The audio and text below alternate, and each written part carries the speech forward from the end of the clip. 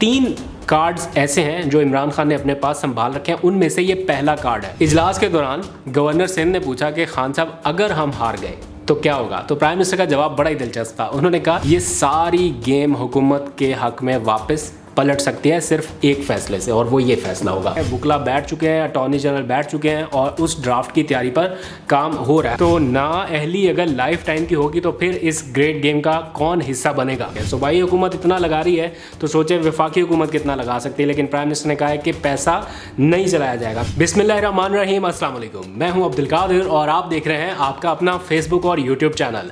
आज तारीख है 18 मार्च और दिन है जुमातुल मुबारक का। आप में से बहुत सारे लोग ये जानना चाहते हैं कि मौजूदा सियासी सूरत हाल में हो क्या रहा है। इमरान खान अपनी हुकूमत बचा सकेंगे, अपना इक़्तिदार बचा सकेंगे या नहीं। बिकॉज़ कल से सिंध हाउस से जो सूरत हाल सामने आई उसकी वजह से जो PTI के लोग हैं या हुकूमती कैंप है वो थोड़ा सा एक तरह से परेशान है। उनको लग रहा है कि शायद हुकूमत चली गई। अब हुकूमत के पास इस वक्त 2 ही ऑप्शन है, या तो खुलकर पैसा चलाया जाए, पूरी मुकाबले की हॉर्स ट्रेडिंग की जाए और उनके लोग जो हैं वो अपने कैंप में शामिल किए जाएं, जितना मर्जी पैसा लगता है लगाया जाए, या फिर दूसरा ऑप्शन ये है कि इसका आईनी और कानूनी तरीके से मुकाबला किया जाए। हुकूमत ने इस सारे ऑप्शंस पर आज गौर किया, उसकी पूरी तफसीलात आपको बताऊंगा। बिकॉज़ इमरान खान ने आज अपना पहला कार्ड शो कर दिया है। सदारती रेफरेंस लाए जाने का फ़ैसला हो चुका है। इस सदारती रेफरेंस को लाने का फ़ैसला क्यों हुआ और इस रेफरेंस के नतीजे में क्या हो सकता है वो मैंने अभी कानूनी माहिरीन से जानने की कोशिश की और आपको भी समझाने की कोशिश करूँगा।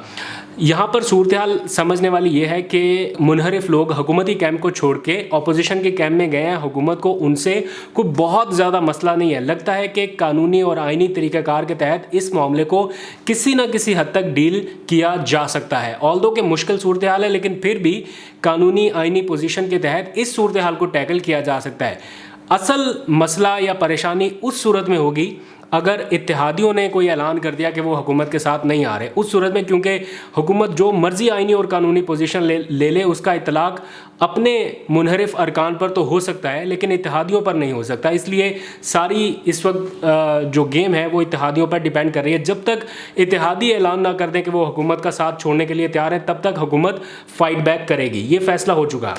अब आज वज़ीर-ए-आज़म की ज़ेर सदारत एक बड़ा अहम मुशावरती इजलास हुआ। मैं ख़ुद बनी गाला में गया, बहुत सारे लोगों से राब्ते हुए, बातचीत हुई, एक्चुअल पोजीशन समझने की कोशिश की। वो आपके सामने भी रखूँगा कि क्यों ये सदारती रेफरेंस लाया जा रहा है और इसके तहत किस तरह से हुकूमत रिलीफ ग्रांट कर सकती है।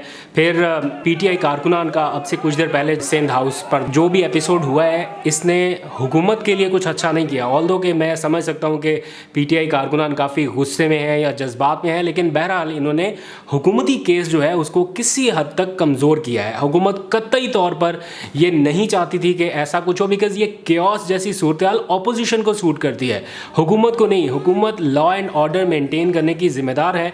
और मैं ये आपको दावे से कह सकता हूँ कि किसी भी तौर किसी आला हुकूमती शख्सियत या वज़ीर-ए-आज़म इमरान खान या किसी भी और जो हायर लेवल की हिरार्की है उसकी तरफ से ऐसी कोई इंस्ट्रक्शंस नहीं दी गई थी। ऑल्दो के फैसलाबाद, लाहौर, मुल्तान, इस्लामाबाद, मुख्तलिफ शहरों में एहतजाजी मुजाहरे हो रहे हैं और जो मुनहरिफ अराकीन हैं लोग उनके घरों तक जा पहुँचे। आज मैंने देखा कुछ अराकीन के घरों की जो दीवार है उसके ऊपर भी कुछ कारकुनान चढ़ गए और हाथों में वो लोटे उठाकर उन्होंने एहतजाज किया, जो कि वो हर जगह पे मुख्तलिफ शहरों में दिखाई दे रहा है। सारी बात है, गम और गुस्सा है, लेकिन पार्टी लीडरशिप की कॉल का भी इंतज़ार इन्हें करना होगा ताकि उनका केस मज़ीद ख़राब ना हो सके। इसी सारी सूरत हाल में राजा रियाज की एक टेलीफोनिक कॉल भी लीक हुई और जो PTI कारकुन था उसने कहा हमने वोट इमरान खान को दिया था, आपने जाके जरदारी की टोकरी में डाल दिया, पहले इस्तीफ़ा दें, लोग हम पे थू कर रहे हैं। ਰਾਏ ਸਾਹਿਬ ਤੁਹਾਡੀਆਂ ਇੱਥੇ ਫੁਟੇਜ ਆ ਰਹੀ, ਤੁਸੀਂ ਸਿੰਧ ਹਾਊਸ ਬੈਠੇ ਹੋਏ ਹੋ, ਵੋਟ ਅਸੀਂ ਇਮਰਾਨ ਖਾਨ ਨੂੰ ਪਾਇਆ, ਤੁਸੀਂ ਉੱਥੇ ਉਹਨਾਂ ਦੀ ਟੋਕਰੀ 'ਚ ਪਾਈ ਜਾਂਦੇ ਹੋ ਵੋਟ।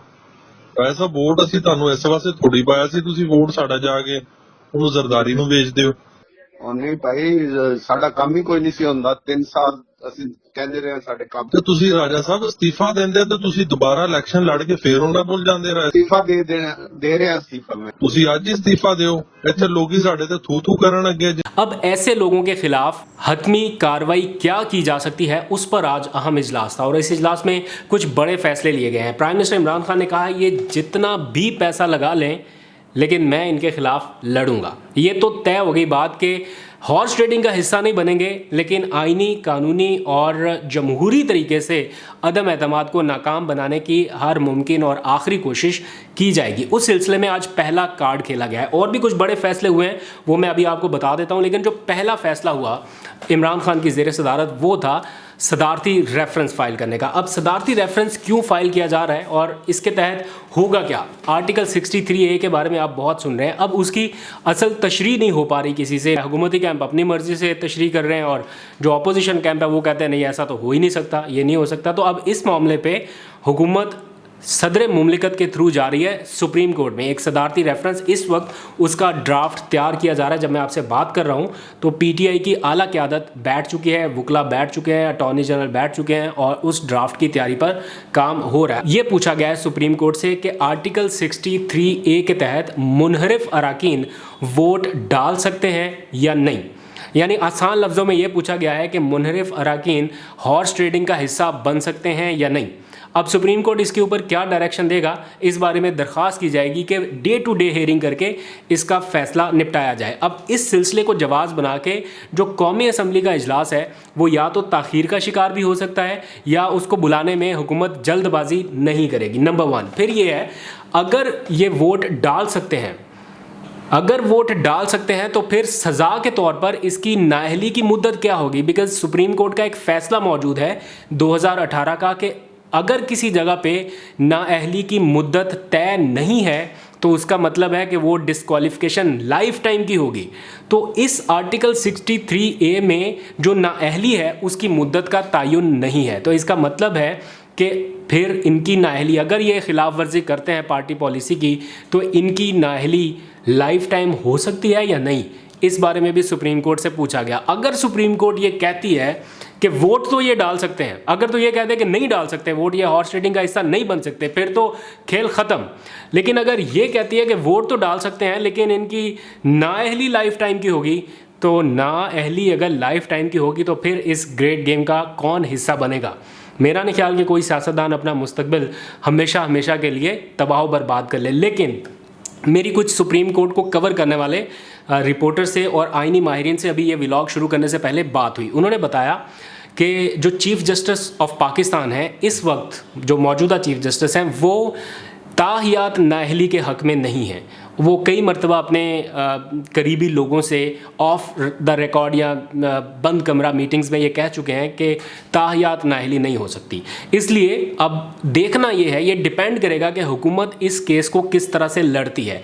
ये 3 कार्ड्स ऐसे हैं जो इमरान खान ने अपने पास संभाल रखे हैं, उनमें से ये पहला कार्ड है जो आज प्ले कर दिया गया है। बाकी क्या है वो वक्त आने पर आपको पता चलता रहेगा। लेकिन अगर नाअहली की मुद्दत का तयन हो गया और ये फैसला हुआ कि ताहियात नाअहल होगा, तो फिर ये सारी गेम हुकूमत के हक़ में वापस पलट सकती है सिर्फ एक फैसले से, और वो ये फैसला होगा।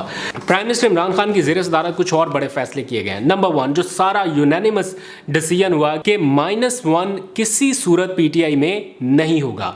अगर कोई ये सोचता है कि पीटीआई इमरान खान के बगैर आगे चल सकती है या इस तरह का कोई कॉन्सेप्ट लाया जा सकता है, तो मेरा नहीं ख्याल। PTI is nothing without Imran Khan, it's all about Imran Khan.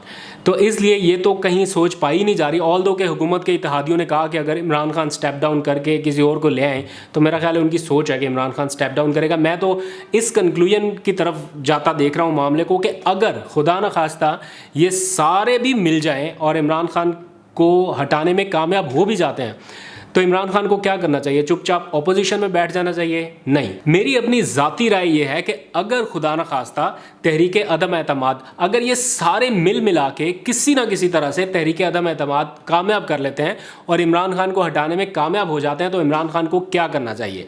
मेरी अपनी ज़ाती राय में इमरान खान को ऑपोजिशन में बैठने की बजाय असम्बलियों से रिज़ाइन करना चाहिए, ना सिर्फ कौमी असम्बली से बल्कि सूबाई असम्बलियों से भी, ताकि इन लोगों के पास ये जवाज़ ना हो कि अपना वज़ीर आज़म बना के और ख़ुद ये 1.5 साल निकालें, फिर इनको भी सड़कों पे लेके आएँ और री इलेक्शन की तरफ जाएँ और आवाम में ये सारे जलसे जुलूस और जो कुछ भी अभी कैंपेन एक शुरू हुई है फिर उसकी तरफ जाया जाए, ताकि री इलेक्शन हो और दोबारा से पीटीआई को मैंडेट मिल सके। तो ये एक कॉन्सेप्ट है जिसके ऊपर वर्क किया जा सकता है। लेकिन वो बाद की बात है कि इन केस अगर ऐसा कुछ हुआ तो इन वर्स्ट केस सिनेरियो।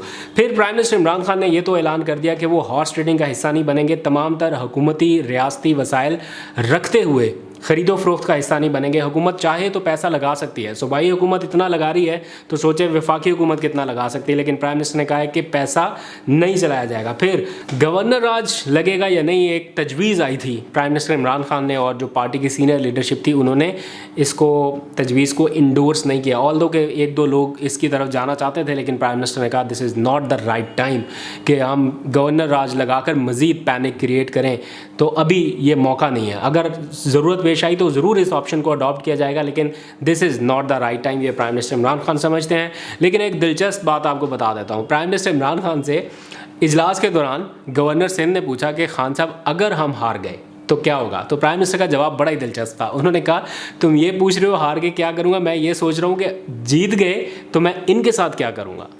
तो प्राइम मिनिस्टर इमरान खान काफ़ी होपफुल दिखाई दे रहे हैं। उनके आसपास वाले जो लोग हैं वो डाउन हैं, मैं उनसे बात भी करता हूँ, उनसे जानता भी हूँ, क्योंकि उनको पता नहीं है कि फ़ाइनल मूव क्या होगी, इसलिए वो डाउन है हालात को देख के, सूरत को देख के। बट प्राइम मिनिस्टर की बॉडी लैंग्वेज अगर देखी जाए या उनका जो भी तर्ज सियासत है उसको देखा जाए तो लग रहा है कि सब कुछ ठीक है, कूल एंड काम है। बट मैं इसलिए भी होपफुल हूँ कि अगर वर्स्ट केस सिनेरियो में ये सारी गेम इमरान खान के हाथ से निकल भी गई तो वापसी बहुत ज़्यादा मुश्किल नहीं होगी, मुझे ऐसा लगता है। इमरान खान के हक़ में फ़िज़ा बनती दिखाई दे रही है। इन एनी केस वो इक़्तिदार में रहा तब भी, ना रहा तब भी। आज इजलास हुआ, इजलास के बाद प्राइम मिनिस्टर को रवाना होना था जलसे में शिरकत के लिए। धुआंधार किस्म का खिताब आज भी एक्सपेक्टेड था, लेकिन वो खिताब नहीं हो सका, मौसम की ख़राबी की वजह से प्राइम मिनिस्टर फ्लाई नहीं कर सके। लेकिन मुझे इतना पता है कि ये शख्स रुकेगा नहीं। आज अगर इजलास वो खिताब कैंसिल हुआ या जलसा मनसूख हुआ तो एक दिन छोड़ के एक दिन फिर कहीं और हो जाएगा, मालागंज की तरफ रुख हो सकता है या किसी और तरफ, ये आज रात फैसला हो जाए। लेकिन प्राइम मिनिस्टर 27 से पहले निकलेंगे।